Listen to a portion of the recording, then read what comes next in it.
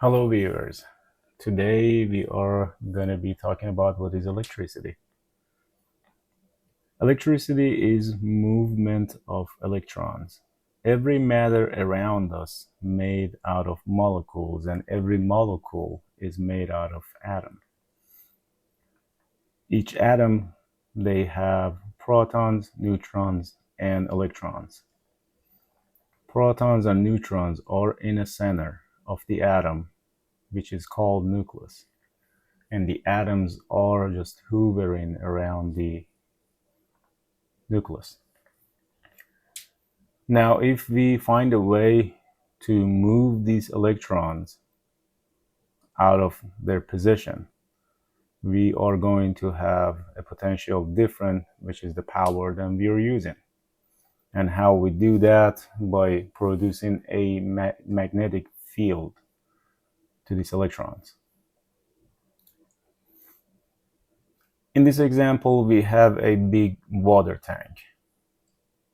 Think of the water molecules as the electrons. For better understanding, we're going to be using a water tank. So we have a big water tank.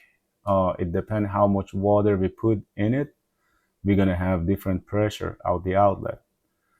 The higher the water level it be, the more pressure is pushing down and it's trying to get out. Pretty much is the same thing with the electrons. The more electrons that they are moving around up here, the higher our potential difference is going to be, the higher our voltage is going to be. Now the valve is closed, or the switch is closed, is open. Well, it's in electrical is a little different than water. When it's closed, there is no movement of water. In electricity, when the path is broken and the wire is disconnected, the electrons cannot make the path. They cannot go through. So we already have power. It's just waiting. It cannot get anywhere. Now, in this example, I've been told not to touch this because it's dangerous. It's power. You cannot see it. The only way that you can check it, either you feel it and then you're not going to be alive to explain it to the next person, or you can use your tools to verify if there is a power in here or not. But in this case, there is someone else actually opened this. There we go. So we're going to continue, I guess. Now, as you can see, as soon as the valve is opened up, the water now is flowing through. Same thing, electrons find a path. Now they're going through. This is going to be our amperage, or current. How much electrons is passing through this area? This is called current. Resistance is exactly what it is. Resistance is act like a restriction. When the molecules of water trying to pass through, they're gonna bump into this material that is clogging it, and it's gonna slow the movement of water down. Same thing with electrons. When you have a resistor on the line, the electrons, they're gonna constantly bump into that resistor material, and they're gonna slow it down, so the less electrons they can pass through. This is the Ohm law. As you can see, voltage again is a potential different. How much of electrons are we trying to push? Amperage, how much electron it can pass through our path. And resistance is opposes to the flow of electrons, is pretty much a restriction. This is the Ohm law.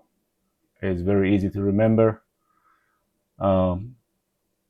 If you need either one of these numbers, as long as you have two of them, you can get the other one. Like we say, if you don't have the resistance, but you know what the voltage of the circuit is and how much amperage is it passing through, you divide the voltage per amperage, and that's going to give you the resistance of that load that it is on the equipment. The watt, that's how you get it. This is the formula to get the watt. If you go to a hardware store and you buy a 150 watt light bulb. In USA, a power that we're using is around 120 volt. So 120, you have 120 here and you have 150 here. All you want to know how much power, how much amperage is it going to draw for that light bulb to function. All you do is divide 150 per 120, then you're going to have your answer. It's going to be around 1.2 amp or something. Magnetic field comes from material like magnet, or either a permanent magnet or a magnet that we're going to make out of a set of wiring coils.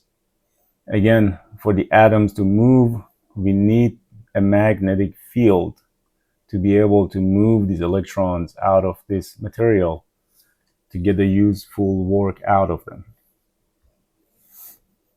In this scenario, you can see we have a magnet, and if we move this magnet through this coil, what happened is that this magnetic field, they're going to start cutting through these wires, and that magnetic field will force these electrons to bump into the electrons in the next atom and the next atom and go on after, and it's going to cause a potential difference on the set of wire that actually connected to that coil. The faster we move this magnet, the higher our potential difference is going to be. In this case, actually our switch is open right now, so the power will stop at this point and this point. Electrons are going to come right here, and this side is going to be right here. There is going to be no movement. As soon as we close this switch, now the electrons, they have a path to follow. They will go through our load, which is in this case is a light bulb. It could be anything. And then it's going to go back to the source. The power that we have and we use in service, it's either DC or AC. Here and there, some of the higher equipment, they might use the DC over AC or AC over DC, but it's not really important. We don't want to get too involved into this.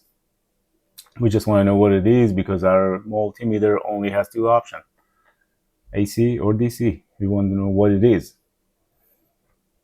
DC is direct current. This is time, this is voltage. Either power always going to stay in positive or always going to stay in negative. That's going to be direct current. Always the electrons flow in one direction. As you can see on this red arrow, this is example of DC path. Now AC is alternating current. Now power, as you can see, in one full cycle, the power will go up slowly to somewhere around 60. It could be higher, it could be lower, depending on the voltage of the system. And then it comes back down to zero, goes into negative, and then comes back to zero again. In USA, we're using 60 hertz power. So this full cycle happens 60 times per second. So if you want to produce a power with 60 hertz, you need to move this magnet up and down 120 times inside this coil per second to make a 60 hertz power. Every time then you go up and down, it's going to be one cycle. It's going to be very fast movement. I'm pretty sure none of us can do that by hand. That's why we use equipment. So it is important. So you select the right dial on your multimeter when you're trying to check the power. If you have it set for DC and trying to check AC, you're going to get some weird number. And if you have it set for AC and try to check the DC, probably it's not going to read you anything. It is very important that anytime you want to touch any wiring inside any equipment, verify that that circuit does not has any power. You cannot see the electrons. It's something that is easily going to cause a death or serious injury. So always make sure that your equipment that you're using, your tools that you're using, they are working in 100%. And if you're suspected that your tools are not functioning the way you should, or you've seen a malfunction time to time, you might want to get rid of that tool and get the new one. Power, unfortunately, is not something that is tolerated mistake. This is it for today. If you have any question or comment, please put it down below. See you guys soon.